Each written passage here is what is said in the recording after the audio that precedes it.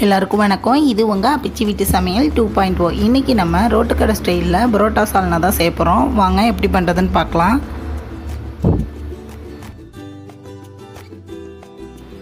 கடாயை வச்சு அதில் ஒரு 2 குழிக்கரண்டி எண்ணெய் சேர்த்துக்கலாம்.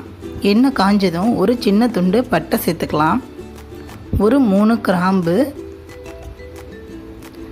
ஒரு சின்ன துண்டு மராட்டி முக்கு, 1 ஸ்பூன் அளவுக்கு சோம்பு நல்லா பொரியட்டும்.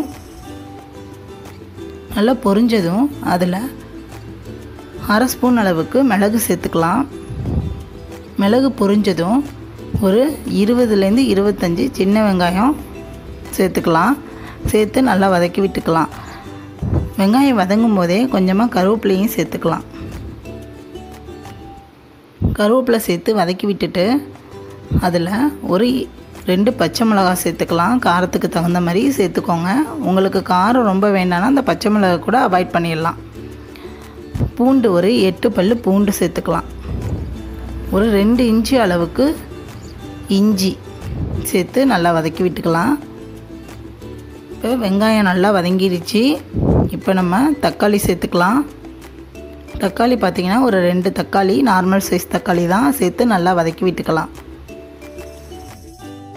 மசாலாவுக்கு தேவையான அளவு உப்பு சேர்த்துக்கலாம். உப்பு சேர்த்து நல்லா வதங்கினோன்னே மசாலாத்தூள் சேர்த்துக்கலாம். மஞ்சத்தூள் 1/4 ஸ்பூன்,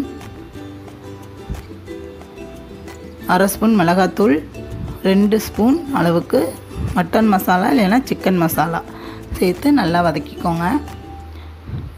மசாலாலாம் நல்லா வதங்கினோன்னே ஒரு திருவி வச்சுருக்கேன் 1/2 மூடி தேங்காய், அதை சேர்த்துக்கலாம். சேர்த்து நல்லா வதக்கி விட்டுக்கலாம். தேங்காய் நல்லா வதங்கினோன்னே ஒரு 1/2 ஸ்பூன் அளவுக்கு கசகசா, 1 டேபிள் ஸ்பூன் அளவுக்கு பொட்டுக்கடலையும் சேர்த்து நல்லா வதக்கிக்கலாம். மசாலாலாம் நல்லா வதங்கிடுச்சு. இப்போ நம்ம இதை நல்லா ஆற வச்சு அரைச்சி எடுத்துக்கணும். அதுக்குள்ளே நம்ம குழம்பு தாளித்து விட்டுடலாம். குழம்பு தாளிக்கிறதுக்கு ஒரு கரண்டி எண்ணெய் ஊற்றிக்கலாம். 1/2 ஸ்பூன் அளவுக்கு சோம்பு நல்லா பொரியட்டும். பொரிஞ்சதும் அதில் ஒரு 5-6 சின்ன வெங்காயத்தை பொடியாக கட் பண்ணி வச்சுருக்கேன். அது இது கூட சேர்த்து நல்லா வதக்கிக்கலாம். அது கூடவே கருவேப்பிலையும் கொஞ்சம் சேர்த்து வதக்கிக்கலாம். வெங்காயம் வதங்கும் போதே ஒரே ஒரு பச்சை மிளகாய் கீறி வச்சுருக்கேன். அது இது கூட சேர்த்து நல்லா வதக்கிக்கலாம். வெங்காயம் நல்லா வதங்கிடுச்சு. ஒரே ஒரு தக்காளி சேர்த்து நல்லா வதக்கிக்கலாம். தக்காளி நல்லா கரைஞ்சிடணும். தக்காளி நல்லா கரைஞ்சி வந்துடுச்சு. இப்போ நம்ம வெட்டி வச்சுருக்க ஒரே ஒரு உருளைக்கிழங்கு சேர்க்குறேன். நான் வேக வைக்காமல் சேர்க்குறேன். நீங்கள் வேக வச்சு கூட உருளைக்கிழங்கு சேர்த்துக்கலாம். கேரட் பீன்ஸ் கூட சேர்த்துக்கலாம். சேர்த்து நல்லா வதக்கி விட்டுக்கலாம். இதில் நம்ம அரைச்ச மசாலா பேஸ்ட்டை சேர்த்து நல்லா வதக்கிக்கலாம். ரொம்ப வதக்க தேவையில்லை. ஓரளவுக்கு வதக்கிட்டு தேவையான அளவு தண்ணி சேர்த்து கலந்து விட்டுட்டு கொதிக்க விட்டுறலாம். ஒரு 10 நிமிஷத்துக்கு நல்லா கொதிக்கட்டும். லோ ஃப்ளேமில் வச்சு ஒரு 10 நிமிஷம் நல்லா கொதிக்க விட்டு எடுத்துக்கலாம்.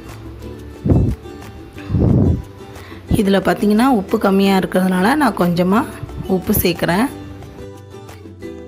உப்பு சேர்த்து கலந்து விட்டுட்டு ஒரு 5 நிமிஷத்துக்கு சிம்மில் வச்சு நல்லா கொதிக்க விடலாம். குழம்பு நல்லா கொதித்து வந்துடுச்சு. எண்ணெயெல்லாம் பிரிஞ்சு மேலே வந்துட்டு பாருங்கள். அவ்வளோதாங்க, குழம்பு ரெடி ஆகிடுச்சு. இதில் கொஞ்சமாக கொத்தமல்லி தூவி இறக்கணும்னா நல்லா மணக்க ரோட்டுக்கடை ஸ்டைல் மட்டும் இல்லைங்க, டேஸ்ட்டும் அவ்வளோ சூப்பராக இருக்கும். ட்ரை பண்ணி பாருங்கள். ட்ரை பண்ணி பார்த்துட்டு எப்படி இருக்குன்னு கமெண்ட் பண்ணுங்கள், லைக் பண்ணுங்கள், ஷேர் பண்ணுங்கள். மறக்காமல் நம்ம சேனலை சப்ஸ்கிரைப் பண்ணுங்கள். தேங்க்யூ.